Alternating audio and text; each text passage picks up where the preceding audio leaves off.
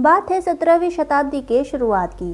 ट्रेनीन, जो कि आज स्लोवाकिया के नाम से जाना जाता है, में यंग लड़कियां जो कि सिजते कासल में काम करती थी, वो रहस्यमयी तरीके से गायब होने लग गई और लोगों ने ये कहना शुरू कर दिया कि काउंटेस एलिजाबेथ बैथोरी इन लड़कियों की हत्या कर रही हैं। एलिजाबेथ बैथोरी, जो कि हंगेरियन फैमिली के नवाब जॉर्ज बैथोरी और एना बैथोरी की वंशज थी, सिजते कासल में रहती थी, जो कि एलिजाबेथ को उनके पति फेरेंक नडास्टी के शादी के तोहफे के रूप में मिला था।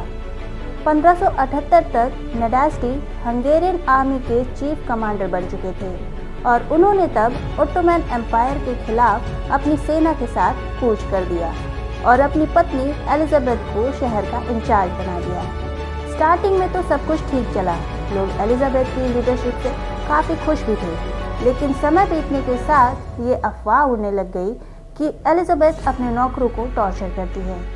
और जब एलिजाबेथ के हस्बैंड की 1604 में डेथ हो गई, तब ये अफवाहें और भी तेजी से फैलने लग गई कि एलिजाबेथ न केवल लड़कियों को टॉर्चर करके मारती हैं, बल्कि उनके खून से नहाती भी हैं। आज एलिजाबेथ ब्लड काउंटेस के नाम से मशहूर है, जिसने हंगरी के 650 लड़कियों और औरतों का मर्डर किया है।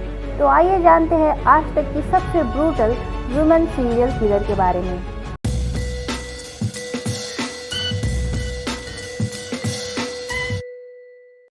एलिजाबेथ बैथोरी का जन्म 7 अगस्त 1560 को निर्वतोर, हंगरी में हुआ था। उनका जन्म एक रईस खानदान में हुआ था, इसलिए उनका बचपन काफ़ी ऐशो आराम से बीता। पर किसे पता था कि ये बच्ची बड़े होकर इतिहास की सबसे खतरनाक फीमेल सीरियल किलर बनेगी।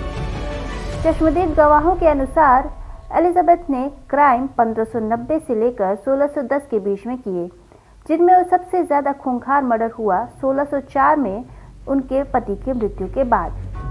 पहले तो एलिजाबेथ का टारगेट गरीब लड़कियां रहती थी जो कि महल में काम करती थी। फिर उनका टारगेट बढ़ता गया और वो महल में पढ़ने जाने वाली लड़कियों और लोकल एरिया की लड़कियों को भी मारने लग गई। पर तब तक अथॉरिटीज़ को इस मामले की गंभीरता नहीं दिखाई दी। लेकिन 1610 तक एलिजाबेथ का शिकार कुछ अमीर घर की लड़कियां भी हो गई।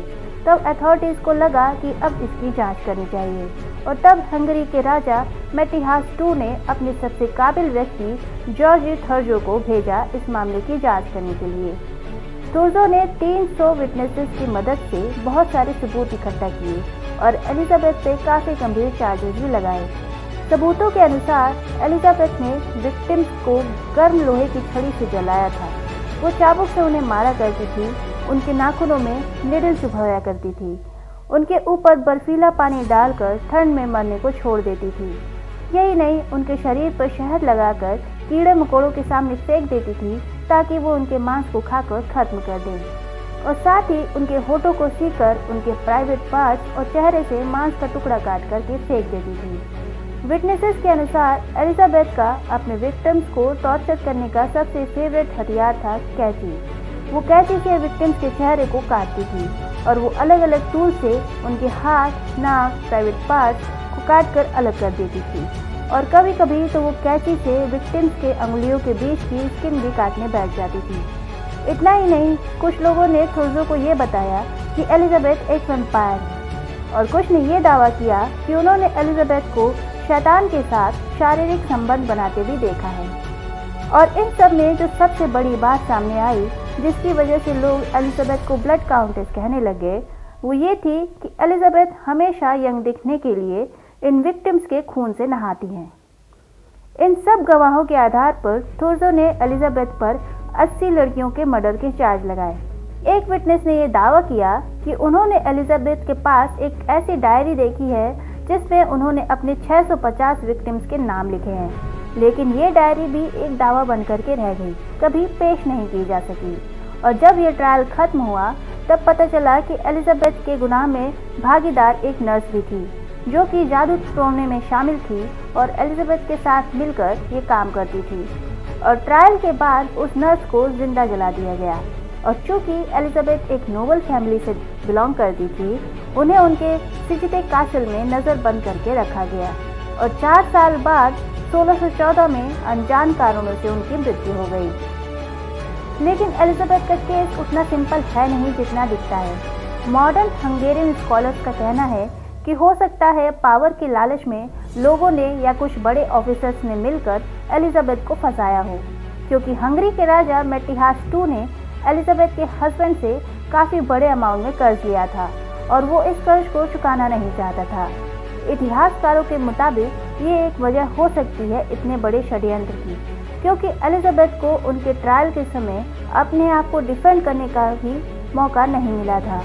यही नहीं, किंग ने पहले से ही ऐलान कर दिया था कि वो एलिजाबेथ की ज़मीनों को जब्त कर लेंगे। इतिहासकारों के अनुसार सच्ची कहानी ये हो सकती है कि एलिजाबेथ, जो कि एक अच्छे धनी परिवार से बिलोंग करती थी और काफ़ी ज़्यादा और इम्पोर्टेंट ज़मीनों का मालिकाना हक रखती थी, और जो खुद भी इंटेलिजेंट और पावरफुल महिला थी और बिना किसी आदमी की सहायता के राजपाट संभाल रही थी, से किंग को खतरा महसूस हो रहा हो और किंग और उसके सपोर्टर्स इस मिशन पर हो कि एलिजाबेथ को डिफेम करके उसकी संपत्ति को हड़प लिया जा सके।